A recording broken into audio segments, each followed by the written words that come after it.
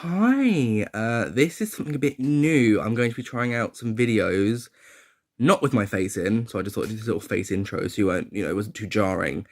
Uh, and just using audio and scripting them, which is something a bit new for me. I'm doing this for many reasons. One, because my friend Dan is doing something very similar. Uh, Aaron's my name, plagiarism is my game. Two, it means I can script them without having to look at said script. I'm not sure how many topics of the videos like this you'll be getting, where they're scripted and they're planned. Probably not that many, but I'm generally trying to take my channel a bit more seriously. Like, I'm putting a lot more effort into editing them at the moment. Which means I'm taking a lot of time doing this, so I hope you appreciate it. Anyway, enough chatter. Hope you enjoy the video.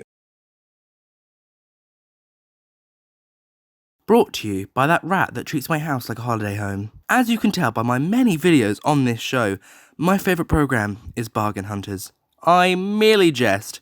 Doctor Who is my all-time favourite thing to watch on the telly. So I often ponder about where the show will be going, especially right now as I'm going to have a lot of time to do so, with Series 13 possibly delayed until 2022, depending on when this corona craziness ends. Let's discuss the future of Doctor Who. Note, this isn't a video ranting about how Doctor Who is dead and over, because I have a semblance of realism and don't spend my days obsessing over how a blonde woman and a man with glasses have single-handedly destroyed the show as, well, that's stupid. There are spoilers in this video for those not up to date with the show, but I'm not really sure why you'd watch this if you hadn't, so go away. The Timeless Children was an action-packed...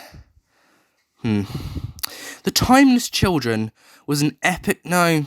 Still not right. Timeless Children was a dialogue-filled finale, explaining a load of new lore, yet somehow seeming to change absolutely nothing. With the revelations of the Doctor's new position in the foundation of the Time Lords, you would think the show would have no choice but to delve further into the mysterious origins of the Timeless Child. Where did they come from? What species are they? Do they have any other abilities locked away until now? What was the scene with Brendan and the question mark chameleon arch about? Who is the fugitive Doctor, and how does the TARDIS fit into her being pre-Hartnell? Why was there a myth about a shard and the death particle when he literally turned up that same day? Okay, that one isn't really important, but it's a perfectly valid question. You'd probably assume that Chibnall would explain these, right? With an era that pivoted from freshness and original ideas to lore diving and 4 returning villains if you include the Eternals, I have realised that nothing is certain at the moment. With the ratings for Series 12, to put it bluntly, a pile of shit, although a relatively non-concerning pile of shit considering the overseas markets, I suspect something will once again need to change to bring the mainstream viewers flooding back. Fugitive was perhaps the closest we got to a breakthrough into the mainstream,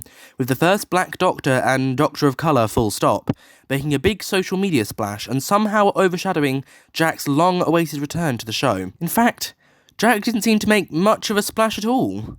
It's almost like relegating him to a pointless subplot was a bad decision.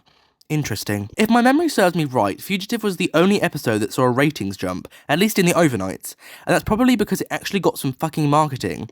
That subject alone is worth its own video, but let's just say that's a big contributing factor to the poor ratings. This episode also had the return of the Jadoon, an iconic Doctor Who species that hasn't had a proper appearance since their debut 13 years prior.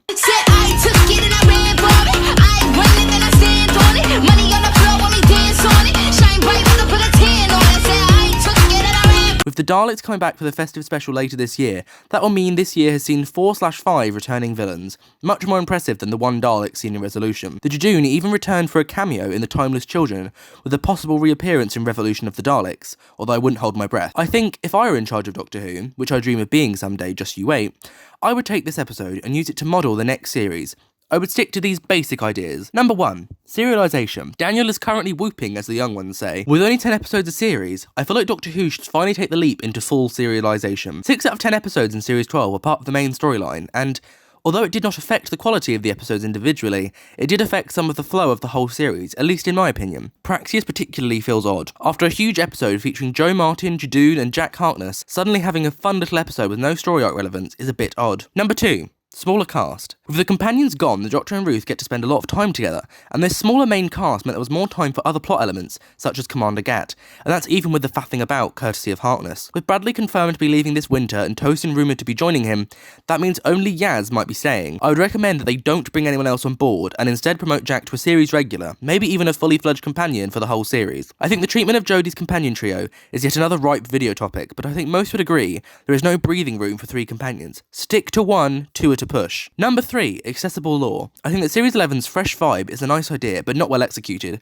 However, I also think that Series 12 is too dependent on people already having watched the other seasons of the modern era, even the original run. Fugitive was perfect for me, and a lot of people, at least from what I saw, agree. It raised huge questions, but they didn't require prior knowledge. Hidden regen? Okay, interesting. Even the stuff with Gat, you don't need to know the Doctor's people are gone because new viewers learned it in the episode. I think a nice balance between the previous 2 seasons needs to be met, and that sentence applies to most aspects of 13's time on the show thus far. What I want to happen ain't necessarily what's gonna happen though. I do fear that the poor ratings could affect the direction the show takes, especially with COVID-19 meaning there's a much bigger gap before the next series than originally planned. I highly suspect that Chib's 5-year plan we hear so much about has already run off the rails. Rumour has it Series 11 was originally meant to be very different, and I'll leave it at that in case my info is incorrect, and that the BBC interfered to make the show what they thought would do well. After a lukewarm reception from the fans and a consistently declining viewership, Chibs was given more free rein for Series 12. However, that has landed them an even deeper shtuck. I think the BBC could be scared that more lore stuff could worsen the situation, so might be advising against it, which also means the fugitive Doctor will likely not appear again. That would be disappointing. I am not clairvoyant, however. I don't know these things for certain, but I also have connections and have a decent idea about how execs think, having studied film and TV for a hot minute now. One new route for the show that is highly likely and already semi-present this year is leaning into the RTD style and trying to attract back the fans lost from the heyday of 2008. I'm expecting more returnees like the Jadoom, such as the Ood.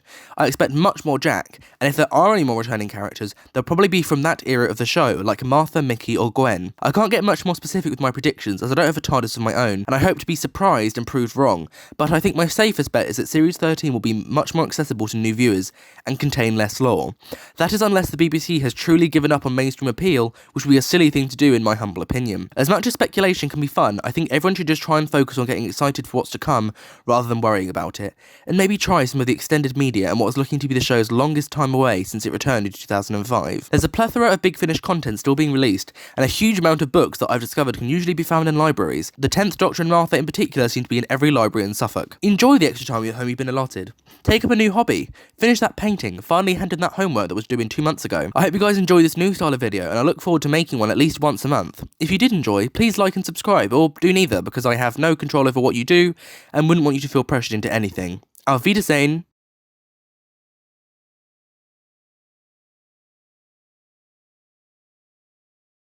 This better get some bloody views, because, like, I put so much effort into this. I wrote a script, I did a little recorded pre-title thing. I am going to spend so long editing this, like, I'm going to spend probably a whole day editing this bloody thing.